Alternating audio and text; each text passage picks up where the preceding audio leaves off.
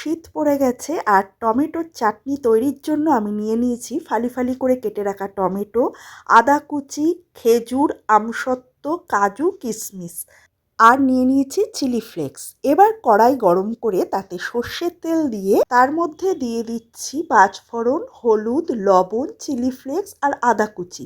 এবার এই সমস্ত কিছু একটু ভালো করে নাড়িয়ে চাড়িয়ে টমেটোগুলো দিয়ে দিচ্ছি। টমেটোগুলোকে বেশ একদম নরম করে গলিয়ে নেব, তার জন্য একটু করে ঢাকবো আর একটু করে নাড়াচাড়া করব।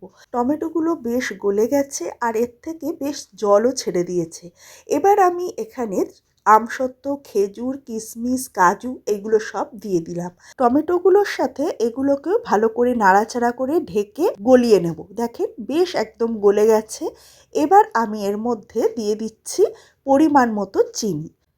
এবারে চিনিটা ভালো করে গলা না পর্যন্ত এই সমস্ত কিছুকে নাড়াচাড়া করতে থাকবো যতক্ষণ না এই চিনিটা বেশ একদম গলে যাচ্ছে।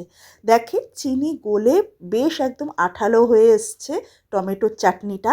এবার কিন্তু আমি গ্যাসটা বন্ধ করে এর মধ্যে একটা পাতি লেবুর রস দিয়ে দিলাম, যাতে ঠান্ডা হয়ে গেলে এই টমেটোর চাটনিটা আরও বেশি একদম টাইট না হয়ে যায়। এবার সঙ্গে সঙ্গে আমি একটি পাত্রে তুলে নিলাম।